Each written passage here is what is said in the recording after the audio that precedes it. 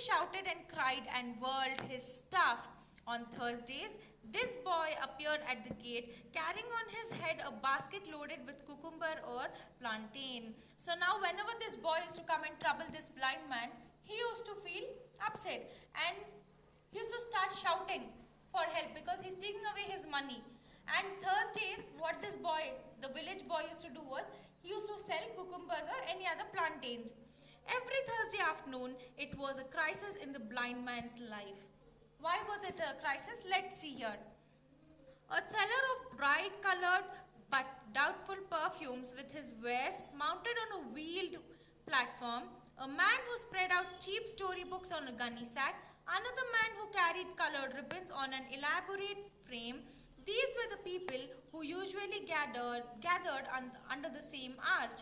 On a Thursday, when the young man appeared at the eastern gate, one of them remarked, "Blind fellow, here comes your scourge." So here, what happened on Thursdays? Thursdays was a shopping day in that particular place. So there were perfume sellers, there were book sellers, and there were ribbon sellers. So many of them were there. And this blind man used to sit in close by to them. And one person from that told, "You blind fellow, today is a troublesome day for you." Now the blind man says, "Oh God, is this Thursday?" He wailed. So this blind man cried. He swept his arms about and called, "Dog, dog, come here. Where are you?" So now this blind man knows that Thursday is a troublesome day. So he started moving his hands around and he shouted for help for the dog. He made the peculiar noise which brought the dog to his side.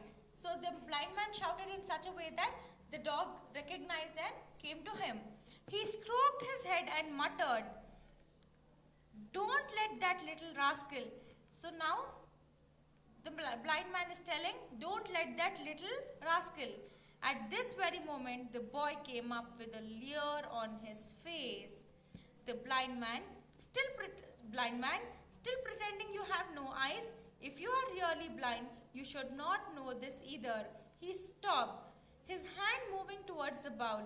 The dog sprang on him and snapped his jaws on his wrist. So now what the boy did, when he was coming to take money from this blind man's bowl, he told that, "Why are you acting?" He's telling the blind man, "You're still pretending to be like a blind person. If you are really blind, you will not know that I'm coming to take your money." So now, when he was about to take the money from his bowl, what the dog does, he will go and bite his wrist. The boy extricated his hand and ran for his life. The dog bounded up behind him and chased him out of the market. So now the boy will save the blind man by attacking the boy. The dog will save the blind man by attacking the boy. Now next, see the mongrel's affection for this old fellow, marveled the perfume vendor. Now the vendors around looked at this incident and he's telling how affectionate this dog is towards the blind man. On one evening, at the usual time, the old woman failed to turn up and the blind man waited at the gate, worrying as the evening grew into night. So what happened one evening? Every evening this old woman used to come and take this blind man. But one evening the woman didn't come. See what happens. It was turning to be dark. The woman has not come yet. As he sat fretting there, a neighbor came up and said, "Sami, don't wait for the old woman. She will not come again. She died this afternoon." So as he was sitting and with the fear, it's getting dark, the woman has not come to take me from here. One neighbor, the blind man's neighbor will come and tell, "Now, why are you waiting here? Nobody will come and take you now because the woman who used to come and take you home every day has passed away this afternoon." The blind man lost the only home he had and the only person who cared for him in this world. So now the blind man is completely alone. The ribbon vendor suggested, "Here, take this white tape." So now the ribbon seller, what he'll do? He'll give the white ribbon to the blind man. He had a length of the white cord which he had been selling. I will give this to you free of cost. Tie it to the dog and let him lead you about if he is really so fond of you. So now the ribbon seller, he'll take a length of ribbon and he'll give it to the blind man telling, take this, I'm giving it to you without taking any money. Tie this around the dog's neck and go along with the dog. The dog will take you wherever he goes. And if the dog is really affectionate with you, it'll take you along with him. Hence, narrator is telling that the ribbon seller says, tie it to the dog and let him lead you about if he is really so fond of you.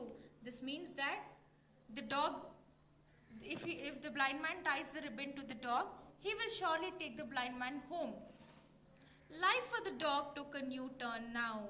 He came to take the place of the old woman.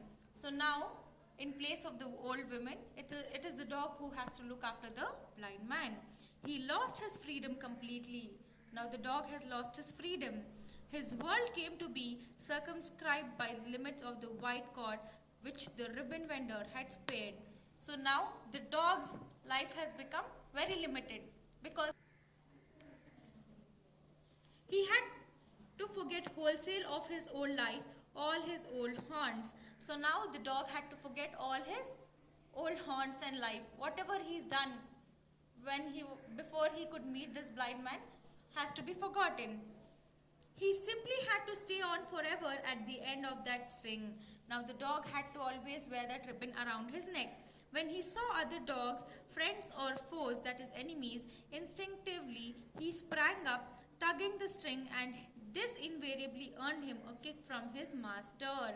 So now whenever this dog used to meet his friends or enemies or any other dogs, he used to jump. So when he started doing all this, the blind man kicked the dog. See, this is what he got. Rascal, want to tumble me down? Have sense. So the blind man is shouting at the dog telling, Rascal, you want me to fall down? Have little sense. In a few days, the dog learned to discipline his instinct and impulse. He ceased to take notice of other dogs. So what happened? In few days, the dog started to become very disciplined. He started listening to his master, that is the blind man, and he also stopped noticing other dogs. Even if they came up and growled at his side, even if the other dogs came near him or they came in front of him, he never looked at them. He lost his own orbit of movement and contact with his fellow creatures. So the dog lost his own orbit of movement, the way of his own living, and his friendship with other dogs were also over.